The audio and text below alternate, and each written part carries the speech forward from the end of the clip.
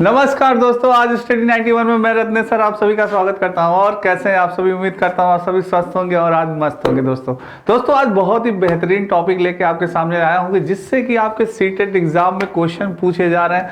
आखिर बच्चे परेशान हो जा रहे हैं कि आखिर सीटेट वाले क्वेश्चन कहाँ से पूछ रहे हैं। भाई तो क्वेश्चन लाते कहाँ से? आपकी इस पुस्तक से सीटेट में क्वेश्चन पूछे जा रहे हैं। दोस्तों ये एनसीईआरटी की बुक थी जिससे कि क्वेश्चन सीटेट वाले इंपॉर्टेंट जो क्वेश्चन हैं उनको बार बार पूछ रहे हैं।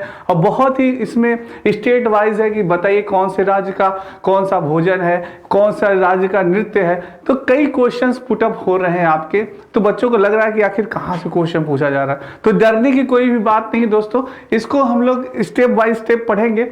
आज इसकी फर्स्ट क्लास है और 2 क्लास में इसको खत्म कर दिया जाएगा। कोशिश करें क्योंकि बहुत बड़ा कंटेंट है दोस्तों इसको हिंदी की पीपीटी बनाने में बहुत समय लगा, बहुत ही प्रयास किया हमने, मेहनत की, तो ये तैयार हो गया है दोस्तों। तो आइए स्टार्ट करते हैं आज अपना सेशन। और एक बार दोस्तों वीडियो को लाइक और शेयर जरूर कर दीजिएगा सभी लोग। सभी को राधे राधे, जय श्री कृष्ण। आइए स्टार्ट करते हैं दोस्तों। अपनी हिंदी 999 रुपए में, यूपी टेट का बैच आपका 999 रुपए में, सुपर टेट का बैच आपका 1799 रुपए में, और आरओ का जो बैच है आपका दोस्तों वो 499 रुपए में है। और एसएससी जीडी का बहुत ही सुनहरा मौका मिला है आपको। एसएससी जीडी का इतनी अच्छी वैकेंसी कभी नहीं आती दोस्तों, तो इस बार वर्दी लेनी है आप लोगों को, एकदम धुआं कर दीजिए। बहुत ही 699 रुपए में एसएससी जीडी का है आपका बैच।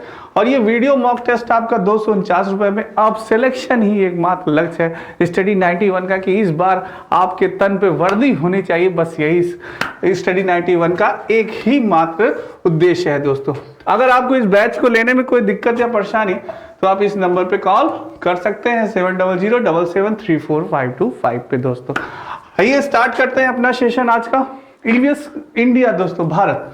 सबसे पहले हम भारत के बारे में जानेंगे कि सबसे पहले आपकी इस बुक में भारत के बारे में कुछ जानकारियां दी गई हैं। जैसे कि हमारा भारत पूरब में अरुणाचल प्रदेश से लेकर पश्चिम में कच्छ तक 2933 किलोमीटर तक चौड़ा है दोस्तों। Point noted my student, 2933 kilometre तक क्या है? चौड़ा है। नेक्स्ट बात करते हैं, उत्तर में जम्मू कश्मीर से लेकर दक्षिण में कन्याकुमारी तक 3214 किलोमीटर तक क्या है? लंबा है दोस्तों। Point noted my student. आपके 2 क्वेश्चन तैयार हो गए। पहला आपसे पूछ सकता है कि भारत पूरब में अरुणाचल प्रदेश से लेकर पश्चिम तक कितना चौड़ा है, तो आप बताएंगे 2933 किलोमीटर आ सकता है एग्जाम में दोस्तों। नेक्स्ट है, आपसे पूछेगा कि बताइए उत्तर में जम्मू कश्मीर से लेकर दक्षिण में कन्याकुमारी तक कितना लंबा है हमारा, तो आप बता सकते हैं 3214 किलोमीटर दोस्तों। तो ये आपके 2 क्वेश्चन तैयार हो गए। नेक्स्ट चलते हैं, बात करते हैं भारत की स्थलीय सीमाओं के बारे में बात करते हैं दोस्तों कि आखिर भारत की स्थलीय सीमाएं कौन कौन सी है, कौन कौन सी भारत की स्थलीय सीमाएं आपस में मिली हुई या जुड़ी हुई हैं, उन पे बात करते हैं।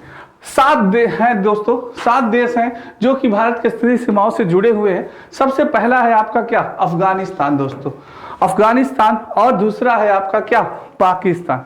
अफगानिस्तान और पाकिस्तान। तीसरा आपका दोस्तों है चीन। तीसरा क्या है आपका? चीन है दोस्तों। चौथा है आपका नेपाल। 5वां है आपका भूटान। और 6वां है आपका बांग्लादेश। और 7वां है आपका म्यांमार या वर्मा दोस्तों। ये 7 जो है हमारे भारत की स्थलीय सीमाएं हैं 7 देश के। ये 7 देश स्थलीय सीमाएं हमारा कौन कौन सा? अफगानिस्तान, पाकिस्तान, चीन, नेपाल, भूटान, बांग्लादेश, म्यांमार दोस्तों। ठीक है, तो ये चीज आप याद रखिएगा दोस्तों, इसको आराम से याद कर लीजिएगा। नेक्स्ट बात करते हैं 2 पड़ोसी द्वीपीय देश। 2 पड़ोसी द्वीपीय देश कौन कौन से हमारे? एक श्रीलंका है दोस्तों, और दूसरा कौन सा है? दूसरा हमारा क्या है? मालदीव है दोस्तों। ठीक है, नेक्स्ट बात करते हैं अब अपनी हिंदी दोस्तों, मात्र 299 रुपए में। वीडियो का बैच आपका, वीडियो की बुक आपकी 199 रुपए में। पेट कॉम्बो आपकी 350 रुपए में। पेट बुक आपकी 300 रुपीज में दोस्तों। और आरओ की बुक 175 में। लेखपाल कॉम्बो आपकी 300 रुपीज में। और फ्री डिलीवरी दोस्तों, सभी आप इसको फ्री डिलीवरी है, ला सकते हैं, कोई भी चार्ज आपको नहीं लगना है। और आप इस नंबर पे कॉल कर सकते हैं 7007734525 पे दोस्तों। ये पुस्तकें आप सरलता पूर्वक मंगा सकते हैं सभी लोग, सभी बच्चे। आइए स्टार्ट करते हैं। भारत में नदियां एवं घाटियों की बात करते हैं दोस्तों, तो उत्तर और दक्षिण, यानी उत्तर में बात करें तो सिंधु, गंगा, यमुना, ब्रह्मपुत्र की घाटियां हैं दोस्तों, और दक्षिण में बात करें तो वर्षा पोषक नदी घाटियां कौन सी है? नर्मदा है दोस्तों, गोदावरी है, ताप्ती, महानदी, कृष्णा और कावेरी या दोस्तों ये है। ठीक है, नेक्स्ट बात करते हैं दोस्तों भारत में समुद्र तटीय मैदान। समुद्र तटीय मैदान कौन कौन से? अपने समुद्र तटीय मैदान है कच्छ है, कोंकण है, कर्नाटक है, मालबार है, कोरोमंडल है, आंध्र प्रदेश है, उड़ीसा के तट पर है दोस्तों। ये सब आपके क्या है? भारत के समुद्र तटीय मैदान दोस्तों। ठीक है, नेक्स्ट बात करते हैं दोस्तों कि असम की बात। अब दोस्तों स्टेट वाइज हम लोग बात करेंगे, क्योंकि स्टेट से ही बहुत क्वेश्चन पूछे जा रहे हैं। जो इंपॉर्टेंट है, जो दिया गया है इस बुक में वही दिया जाएगा, आखिर वहीं से क्वेश्चन पुटअप हो रहा है, जो कि हमने पढ़ा नहीं है, अब उसको पढ़ाते हैं दोस्तों। जैसे पूछ लिएगा आपसे कि बताइए कि असम का राज्य दिवस क्या है, कब मनाया जाता है असम का राज्य दिवस? तो 2 दिसंबर को असम का राज्य दिवस मनाया जाता है दोस्तों। असम की राजधानी क्या है? दिसपुर। असम की राजधानी क्या है? Dispur. Point noted my student. Assam की आधिकारिक भाषा क्या है? असमी, बोडो और बांग्ला। जैसे आपके एग्जाम में पूछा गया था कि बोडो किस राज्य की भाषा है, बोडो पूछा गया था किस राज्य की भाषा है, तो आप बताएंगे सर बोडो क्या है? वो असम राज्य की भाषा है। पूछ सकता है कि अब आपसे बांग्ला किस राज्य की भाषा है, तो बांग्ला दोस्तों असम राज्य की भाषा है। पूछ सकता है आपसे असमी किस राज्य की भाषा है, असमी तो असम, तुरंत आप बता लेंगे, बिल्कुल सही। अब आपसे पूछ सकता है दोस्तों कि असम का राज्य पशु कौन है? असम का राज्य पशु आपका गोर गेंडा है दोस्तों। क्या था? एक सिंग वाला गेंडा, जिसके लिए उसका शिकार भी किया जाता था दोस्तों, वही आपका एक सिंग वाला गेंडा है, गोर गेंडा दोस्तों। ठीक है, राज्य पक्षी की बात की जाए तो सफेद पंखों वाली काष्ठ बतख है। राज्य पक्षी जो है आपके असम की कौन सी है दोस्तों? वो सफेद पंखों वाली काष्ठ बतख है। अब असम के राज्य पुष्प की बात की जाए कि असम के राज्य का पुष्प कौन सा है, तो फॉक्सटेल ऑर्किड है दोस्तों। और असम का राज्य वृक्ष क्या है? हालोंग दोस्तों असम का राज्य वृक्ष है दोस्तों। तो ये दोस्तों छोटी छोटी सी जो जानकारियां थी असम स्टेट की, बहुत ही इंपॉर्टेंट है आपके लिए। यहीं से क्वेश्चन पुटअप हो रहा है आपके सीटेट एग्जाम में। ईवीएस में क्वेश्चन यही पूछा, राज्य दिवस पूछ सकता है आपसे, आसामी बोली बांग्ला यानी भाषा पूछ सकता है दोस्तों, और आपसे राज्य पक्षी पूछ सकता है, और आपसे वृक्ष भी पूछ सकता है। ये है इंपॉर्टेंट। और बात करते हैं दोस्तों कि प्रमुख जनजातियां, असम की प्रमुख जनजातियां क्या है? बोडो है, मिसिंग है, राभा है, देवरी है, तीवा है, कछारी है, करबी है, हजोंग है और मेच है दोस्तों।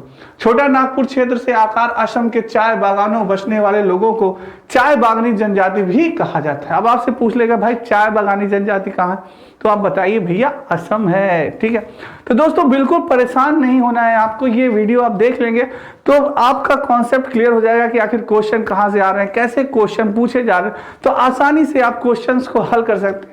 ये उनके लिए है जो बच्चे जिनका एग्जाम होने वाला है फरवरी में, जिनका एग्जाम है, तो उनके लिए ये क्लास रामबाण साबित होगी दोस्तों।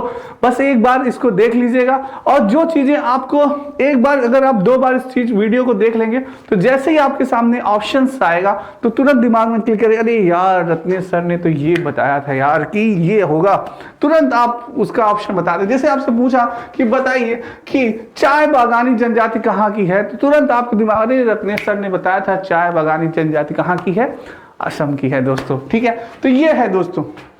नेक्स्ट बात करते हैं वेशभूषा। असम की वेशभूषा की बात करें तो यहाँ पुरुषों की पारंपरिक पोशाक क्या है? धोती और गमछा दोस्तों। धोती और गमछा देख के कहीं तुरंत यूपी मत मार दीजिएगा। क्या है यहाँ? धोती और गमछा, जबकि स्त्रियां मेखला, लंबी स्कर्ट और चादर जैसे पहनती हैं। जैसे लंबी स्कर्ट और चादर जैसे होती है मेखला, उसको कहा जाता है पोशाक। क्या नाम है? मेखला है दोस्तों। क्या है? मेखला, यानी मेखला पोशाक पूछ लेगा स्त्रियों को तो कहाँ बताएंगे? असम बताएंगे। इस बार दोस्तों सीटेट में एकदम उड़ा देना है इस बार सीटेट को, इस बार तो सीटेट पार दोस्तों। ठीक है, बिल्कुल मेहनत करते रहिए, सभी लोग जरूर सफलता हाथ मिलेगी।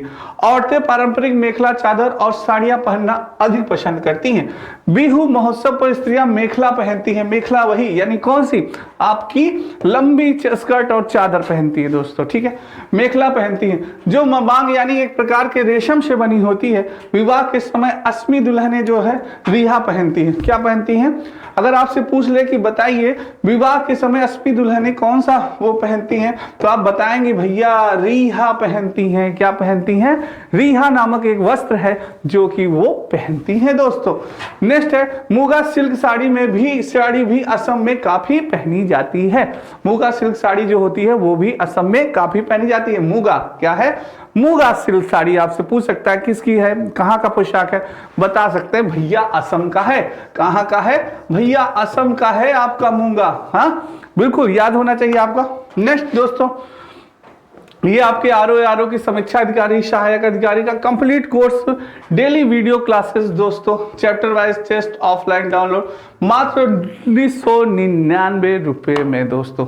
ठीक है, आइए स्टार्ट करते हैं। खान पान की बात करते हैं दोस्तों। खान पान की बात करें तो शाकाहारी व्यंजनों में पालंग शाकर खार, हाँ पालंग शाकर खार यानी पालक के साथ सूखे हुए केले के टुकड़े होते हैं दोस्तों, वही उसी को क्या कहते हैं? पालंग साकार खार कहा जाता है। यहाँ पे मांगेंगे तो मिलेगा नहीं कि अरे मम्मी आज पालंग साकर खा रहे भैया, ये कौन सा डिश है बेटा, ये कहाँ से पढ़ के आए?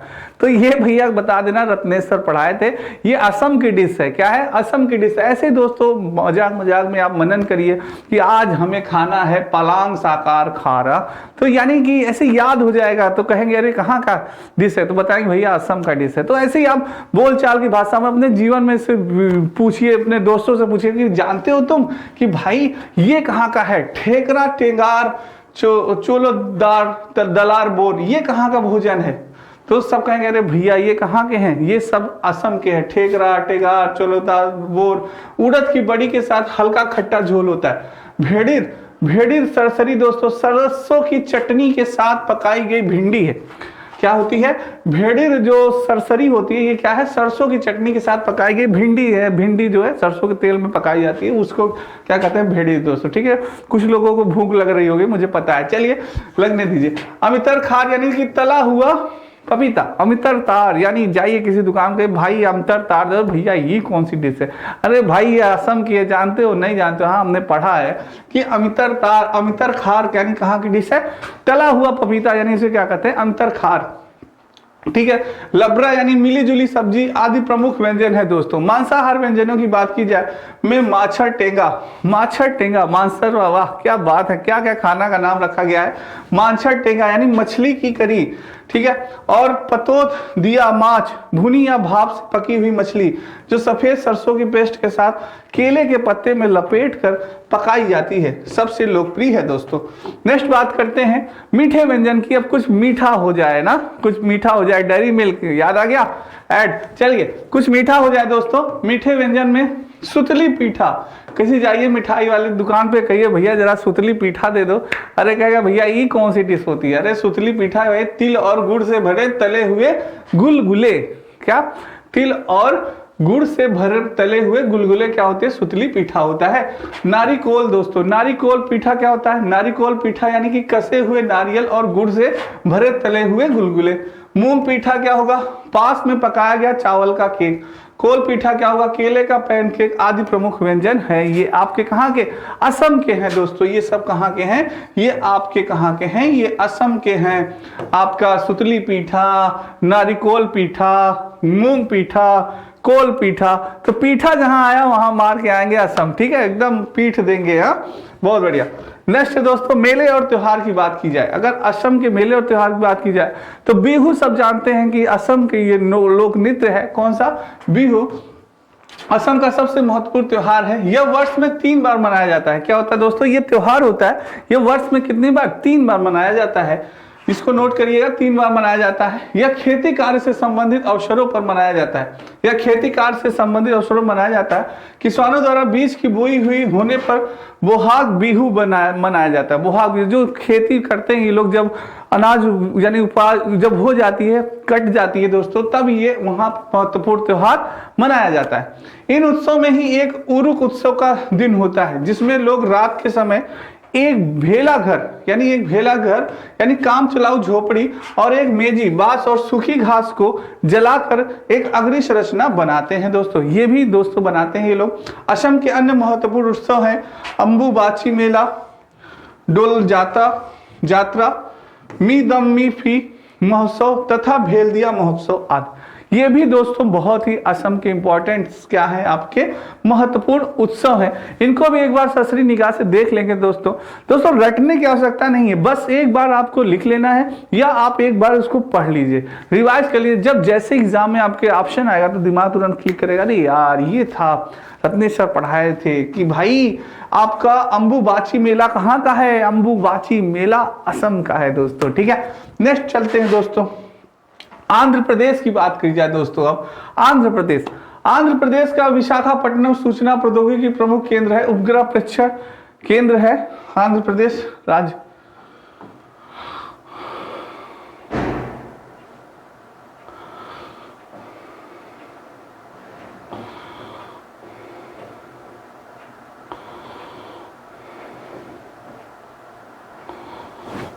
आंध्र प्रदेश की बात की जाए दोस्तों,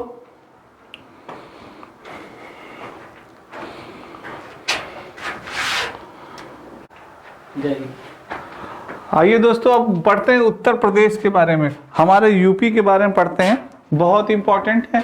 यूपी है आपका, इससे भी क्वेश्चन आ सकता है दोस्तों।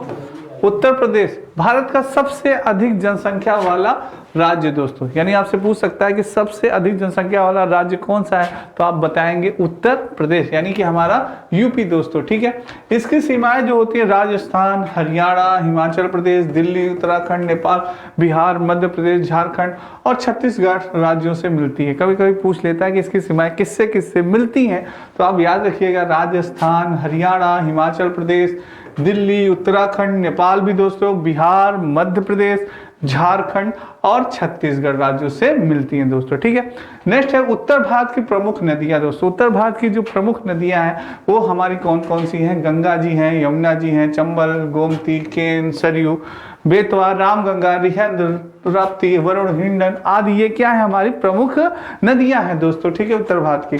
अब बात करते हैं दोस्तों, ये आपका यूजीसी नेट का पेपर फर्स्ट दोस्तों बैच प्रारंभ। जो बच्चे यूजीसी नेट की तैयारी कर रहे हैं उनके लिए बहुत सुनहरा मौका है दोस्तों। मात्र बैच आपका कितने का है, मात्र 999 रुपए का ये बैच है आपका। इस नंबर पे आप कॉल कर सकते हैं अगर आपको कोई दिक्कत या परेशानी होती है दोस्तों। आइए चलते हैं उत्तर प्रदेश के बारे में कुछ जानते हैं और जानकारी लेते हैं, क्योंकि जितनी जानकारी आपके पास रहेगी उतना ही अच्छा है हर स्टेट के बारे में। उसको एक बार दो बार अगर आप देख लेंगे तो आप जैसे ही क्वेश्चन आएगा तो तुरंत आप क्लिक कर जाएगा और आपका आंसर सही हो जाएगा। जैसे पूछा कि उत्तर प्रदेश का राज्य दिवस कब मनाया जाता है दोस्तों, तो राज्य दिवस कब मनाया जाता है, 24 जनवरी को दोस्तों। उत्तर प्रदेश की राजधानी की बात की जाए तो हमारी कौन सा है, लखनऊ है दोस्तों। क्या है हमारे उत्तर प्रदेश की राजधानी, लखनऊ है। उत्तर प्रदेश की आधिकारिक भाषा क्या है, सबसे अधिक हमारी बोली जाने वाली भाषा क्या है, हमारी मातृभाषा हिंदी दोस्तों सबसे अधिक बोली जाती है हमारी यूपी में। उत्तर प्रदेश का राज्य पशु क्या है, हिरण है दोस्तों। और उत्तर प्रदेश का राज्य पक्षी क्या है, आपका सारस है दोस्तों। और उत्तर प्रदेश का राज्य पुष्प क्या है, कई बार पूछा जा सकता है, क्या है, पलाश दोस्तों यानी टेशु। और उत्तर प्रदेश का राज वृक्ष क्या है, साल दोस्तों। राज वृक्ष क्या है, राज वृक्ष जो है दोस्तों हमारा क्या है, वो साल है। और राज पुष्प क्या है, वो हमारा पलाश है यानी कि टेशु। ये इंपॉर्टेंट बात है, बहुत ही इंपॉर्टेंट है दोस्तों। ये आपके यूपी टेट और सुपर टेट और सी टेट दोनों के लिए तीनों के लिए बहुत इंपॉर्टेंट है दोस्तों। तो इस वीडियो को ध्यान से देखिएगा और इधर उधर आप मत भटकिए दोस्तों, इधर पूरा ध्यान आपका इधर रहना चाहिए। बहुत ही इंपॉर्टेंट क्लास है दोस्तों। ठीक है, अब बात करते हैं आखिर खान पान की। हमारे यूपी के खान पान की तो क्या कहना, अरे भाई यहाँ यूपी वाले तो खाने के बहुत शौकीन है, यहाँ खाने के बेहतरीन शौकीन है आप सभी। यानी यूपी में बात करते हैं, उत्तर प्रदेश में खाने के काफी व्यंजन होते हैं, जैसे आलू पूड़ी। अरे क्या बात है, सुबह सुबह आप लोग चौराहे पर पहुंच जाते हैं, आलू पूड़ी मिल जाए, बस क्या कहना, आलू पूड़ी चाय। तो आलू पूड़ी, कचौड़ी, निमोना जानते हैं दोस्तों क्या होता है, निमोना यानी मटर को पीस के बनाया जाता है, कुड़हौड़ी उड़ौड़ी डाल के, क्या टेस्टी बनता है भाई, यहाँ मुंह में पानी आ गया होगा निमोना सुनते ही। निमोना हो गया दोस्तों। बाटी चोखा, अरे भाई बिहार का भी फेवरेट है ये बाटी चोखा।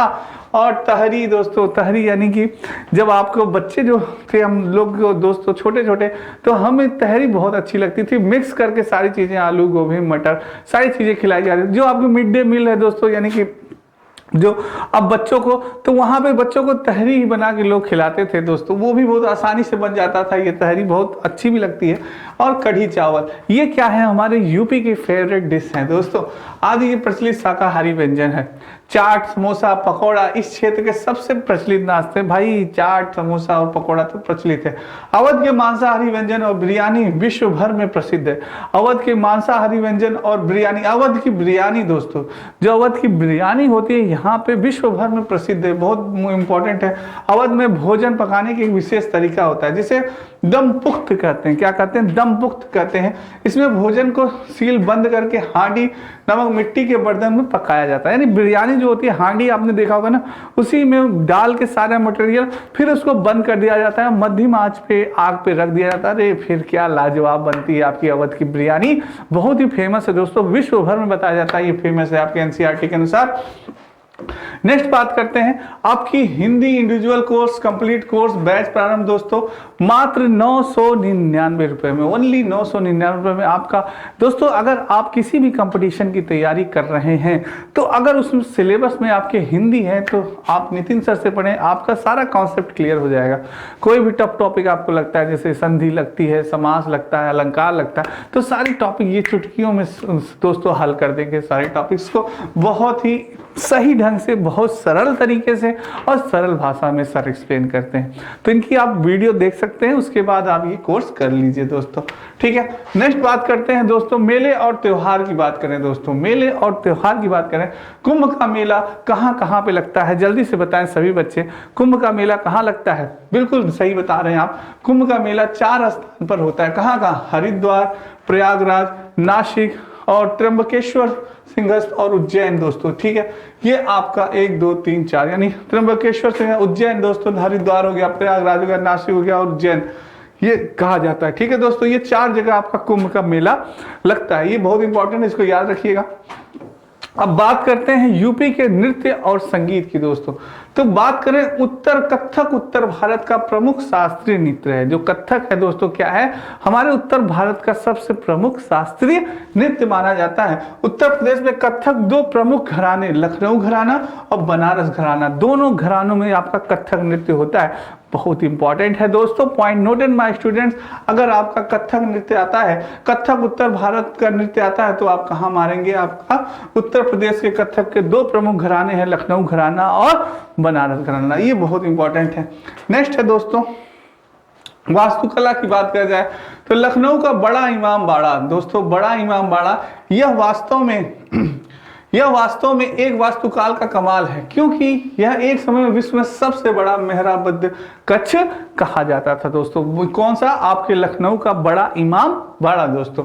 अब इमाम बाड़े के पश्चिम में रूमी दरवाजा अथवा तुर्की दरवाजा है, यह 60 फुट ऊंचा है। यह कितना ऊंचा है तुर्की दरवाजा? यह 60 फुट ऊंचा है दोस्तों, और द्वार भव्य प्रवेश द्वार के रूप में खड़ा है दोस्तों। और बात की जाए, आगरा की वास्तुशिल्प अजूबे का शहर है। यहाँ अनेक मुगल कालीन स्मारक हैं दोस्तों, जिनमें सबसे पहले आपका ताजमहल। अरे वाह सर, ताजमहल की क्या बात कहना दोस्तों।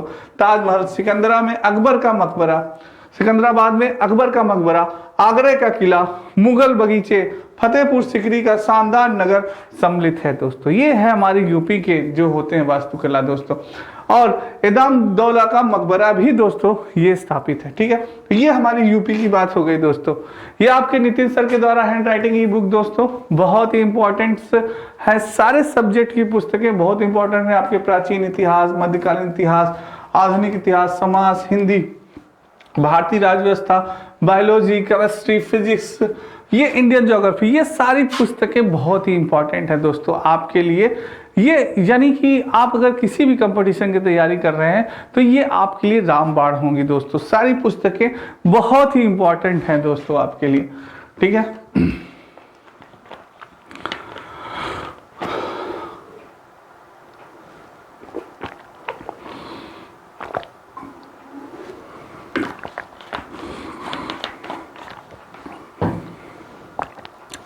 आइए दोस्तों स्टार्ट करते हैं अपना। अब बात करते हैं दोस्तों वाराणसी की दोस्तों। वाराणसी यानी बनारस हमारा। वाराणसी दोस्तों, वाराणसी आध्यात्मिकता, रहस्यवाद, संस्कृत, योग और लेखकों, संगीतज्ञ, नर्तकों और सभी क्षेत्र के विद्वानों से जुड़ी रही है। मणिकर्णिका घाट आपने जानते ही होंगे, बनारस में आपका मणिकर्णिका घाट है। पूछ सकता है कि मणिकर्णिका घाट कहाँ पर है, तो ये कहाँ है दोस्तों, आपके बनारस में है, जो कि सबसे प्राचीन घाट है। आपसे पूछ सकता है कि सबसे उत्तर प्रदेश का सबसे प्राचीन घाट कौन सा है, तो आप बता सकते हैं कि मणिकर्णिका घाट उत्तर प्रदेश का सबसे प्राचीन घाट है दोस्तों। ठीक है, वाराणसी का मुख्य शमशान घाट भी इसे कहा जाता है, वाराणसी का मुख्य शमशान घाट है दोस्तों ये। ठीक है, और लखनऊ की बात करें दोस्तों, जेवर और मीनाकारी के काम के लिए प्रसिद्ध है। यहाँ के चांदी के बर्तन बहुत ही प्रचलित है। जो लखनऊ है दोस्तों, वहां पे आपका चांदी के बर्तन के लिए बहुत फेमस है। और बनारस का आपका बनारसी पान दोस्तों, खाई के पान बनारस वाला, बनारस का पान भी बहुत ही फेमस होता है दोस्तों। ठीक है, बनारस जाइए तो एक बार पान जरूर खाइए दोस्तों। ठीक है, वाकई में वहां का पान बहुत ही दमदार होता है, मुंह में डाला नहीं कि पान गायब दोस्तों, बहुत ही दमदार होता है। अब बात करते हैं कानपुर की दोस्तों। कानपुर का चर्म उद्योग विश्व भर में कच्चे माल की आपूर्ति के लिए, और आगरा का जूता दोस्तों, आगरा का जूता उद्योग निर्यात और देश के अंदर आपूर्तियों के लिए सुविख्यात है। किसका, कानपुर की बात करें तो दोस्तों चर्म उद्योग यानी चमड़ा उद्योग के लिए दोस्तों कानपुर हमारा बहुत ही प्रसिद्ध है, और कच्चे माल की आपूर्ति के लिए भी हमारा कानपुर बहुत प्रसिद्ध है दोस्तों। और आगरा की बात करें जाए तो वहां का जो जूता होता है दोस्तों, ये भी उद्योग निर्यात और देश के अंदर आपूर्तियों के लिए सुविख्यात दोस्तों। ये सारी चीजें बहुत ही प्रसिद्ध है दोस्तों। नेक्स्ट बात करते हैं दोस्तों, बुंदेलखंड की बात की जाए। अगर बुंदेलखंड की बात की जाए दोस्तों, तो बुंदेलखंड क्षेत्र में 5 शहर हैं। क्या है, बुंदेलखंड क्षेत्र में 5 शहर हैं आपके। चित्रकूट हो गया, देवगढ़ हो गया, झांसी हो गया, कलिंजर हो गया, और महोबा है दोस्तों। ठीक है, यहाँ पे झांसी बुंदेलखंड का प्रवेश द्वार है दोस्तों। झांसी क्या है, बुंदेलखंड का प्रवेश द्वार है दोस्तों। यह क्षेत्र सांस्कृतिक धरोहर से समृद्ध है। यह क्षेत्र क्या है, सांस्कृतिक धरोहर से समृद्ध है दोस्तों। तो बुंदेलखंड का नृत्य क्या है, बुंदेलखंड का नृत्य है बुंदेली राई नृत्य दोस्तों। यह बुंदेलखंड की सर्वाधिक लोकप्रिय नृत्य है। आपसे पूछ सकता है कि बुंदेलखंड का नृत्य क्या है, तो बुंदेली राई नृत्य दोस्तों। क्या है, बुंदेली राई नृत्य कहाँ का नृत्य है, ये आपके बुंदेलखंड का नृत्य है। सेरा नृत्य पूछ सकता है, सेरा नृत्य कहाँ का है भैया, यह नृत्य रबी एवं खरीफ की बुआ के समय किया जाता है। जो सेरा नृत्य होता है, जिसको रबी और खरीफ फसल जब आपकी बुआई होती है तब ये नृत्य किया जाता है। कौन सा, आपका सेरा नृत्य, तब इसके नृत्य की शुरुआत होती है दोस्तों। ठीक है, तो ये दोस्तों आपके यूपी की थी, यूपी की बहुत ही इंपॉर्टेंट चीजें थी जो कि बहुत इंपॉर्टेंट है। आप इसको एक बार रिवाइज जरूर कर लीजिएगा कि उत्तर प्रदेश में भारत का सबसे अधिक जनसंख्या वाला राज्य है। इसकी सीमाएं राजस्थान, हरियाणा, हिमाचल प्रदेश, दिल्ली, उत्तराखंड, नेपाल, बिहार, मध्य प्रदेश, झारखंड और छत्तीसगढ़ राज्यों से मिलती है। और बात की जाए यहाँ की नदियों की, बात की जाए कि आखिर यहाँ की प्रमुख नदियां कौन कौन सी हैं दोस्तों, तो गंगा जी, यमुना, चंबल, गोमती, केन, सरयू, बेतवा, रामगंगा, रिहन, ताप्ती, वरुण, ये क्या है, यहाँ की मेन यानी प्रमुख नदियां हैं दोस्तों। अब बात की जाए अगर उत्तर प्रदेश की दोस्तों, तो उत्तर प्रदेश की बात करें, इसका राज्य दिवस कब मनाया जाता है, 24 जनवरी को राज्य दिवस, 24 जनवरी को राज्य दिवस मनाया जाता है। उत्तर प्रदेश की राजधानी हमारा लखनऊ है भैया। नवाब साहब, लखनऊ नवाबों का शहर भी किसे कहा जाता है, नवाबों का शहर आपके लखनऊ को कहा जाता है दोस्तों। और उत्तर प्रदेश की आधिकारिक भाषा क्या है, हिंदी है। उत्तर प्रदेश का राज्य पशु क्या है, हमारा हिरण है दोस्तों। और उत्तर प्रदेश का राज्य पक्षी क्या है, उत्तर प्रदेश का राज्य पक्षी हमारा सारस है। और उत्तर प्रदेश का राजपुष्प क्या है, पलाश है, टेशु है दोस्तों। उत्तर प्रदेश का राज्य वृक्ष क्या है, उत्तर प्रदेश का राज्य वृक्ष हमारा क्या है, साल है दोस्तों। ये सब बहुत ही इंपॉर्टेंट दोस्तों। खान पान की अगर बात की जाए, हमारे यूपी की खान पान की बात की जाए दोस्तों, तो हमारे उत्तर प्रदेश में खाने काफी लेने, जैसे आलू पूड़ी हो गई, कचौड़ी हो गई, निमोना हो गया, बाटी चोखा हो गया, तहरी हो गई, कड़ी चावल, ये सब क्या है, शाकाहारी प्रचलित व्यंजन है दोस्तों। बहुत इंपॉर्टेंट है, एक बार सब लोग रिवाइज कर लीजिए दोस्तों। चाट, समोसा, पकौड़ा इस क्षेत्र के सबसे प्रचलित नाश्ते हैं। क्या, सबसे प्रचलित नाश्ते हैं। पकाने में विशेष तरीका होता है जिसे दम पुख्त कहते हैं, यानी बिरयानी, अवध की जो बिरयानी होती है दोस्तों, मांसाहारी व्यंजन है, बहुत ही प्रसिद्ध होती है आपकी अवध की बिरयानी। ठीक है, नेक्स्ट बात करते हैं दोस्तों आपकी, नेक्स्ट बात करते हैं मेले और त्योहार की। कुंभ का मेला यहाँ पे 4 स्थानों पे लगता है। कहाँ कहाँ पे, आपका हरिद्वार, प्रयागराज, नासिक और तमिलकोसी और उज्जैन सिंहस्थ दोस्तों ये लगता है। नृत्य और संगीत की अगर बात की जाए तो कथक उत्तर भारत का प्रमुख शास्त्रीय नृत्य है। उत्तर प्रदेश में कथक के 2 प्रमुख घराने हैं, कौन कौन सा, लखनऊ घराना और बनारस घराना दोस्तों, ये भी बहुत इंपॉर्टेंट है आपके लिए नृत्य और संगीत दोस्तों।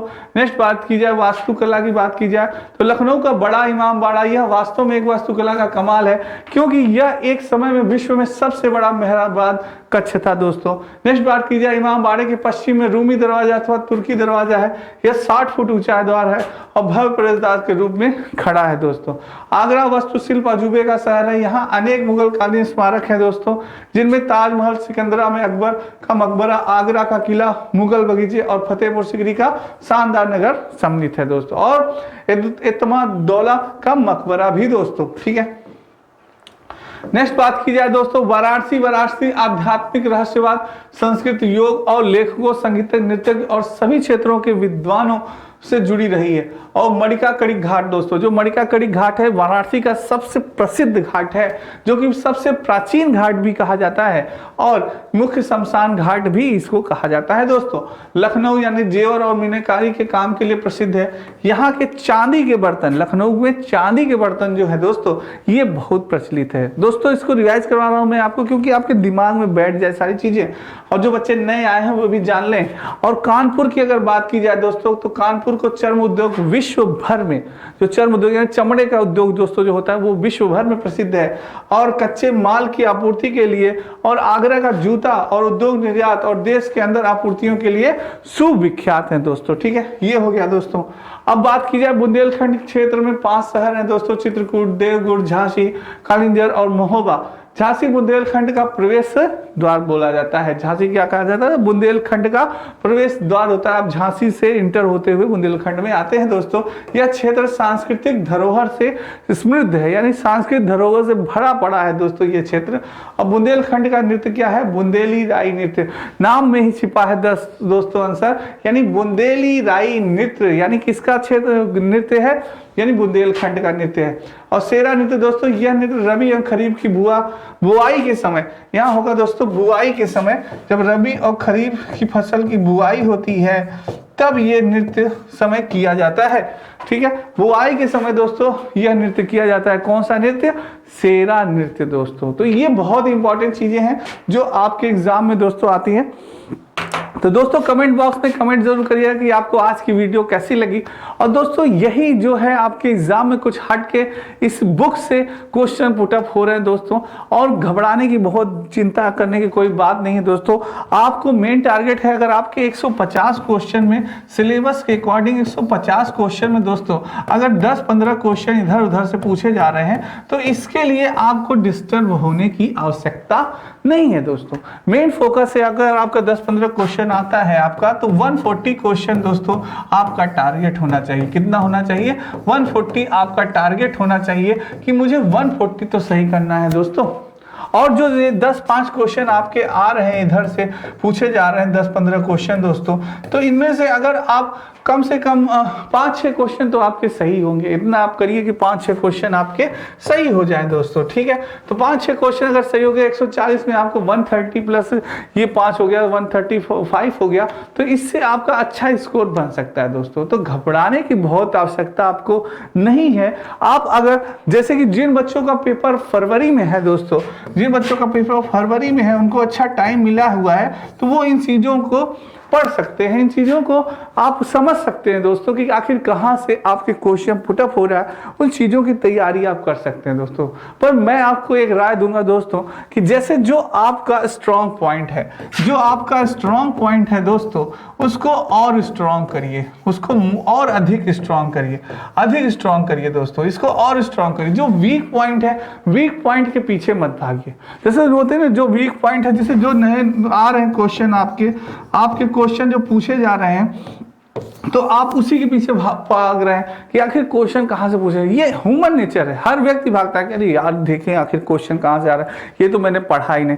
तो दोस्तों ऐसा नहीं है कि सिलेबस से बाहर आपसे क्वेश्चन पुटअप हो रहा है, सिलेबस के अकॉर्डिंग ही क्वेश्चन पूछे जा रहे हैं। सीटेट में सारे सिलेबस के अकॉर्डिंग हो रहे, बस थोड़ा सा स्टैंडर्ड, ये जो आपकी एनसीईआरटी की बुक थी इसको दोस्तों ऐड कर दिया गया, इससे भी क्वेश्चन पूछा जा रहा है आपका, इससे भी आपका क्या कहते हैं क्वेश्चन पूछा है, इसको बताया गया था और यहाँ से भी क्वेश्चन पुटअप हो गया। लोग सोचे कि नहीं आएगा, पर यहाँ से भी क्वेश्चन पुटअप हो गया, इस बुक से भी दोस्तों क्वेश्चन पुटअप हो गया। तो घबराने की बहुत ही आवश्यकता नहीं है, जिन बच्चों का एग्जाम आगे है बस दोस्तों मेहनत करते रहिए। और मैंने आपको बताया था सिर्फ एक रामबाण previous years question, previous years question ज्यादा से ज्यादा दोस्तों प्रीवियस ईयर्स क्वेश्चन सॉल्व करते रहिए।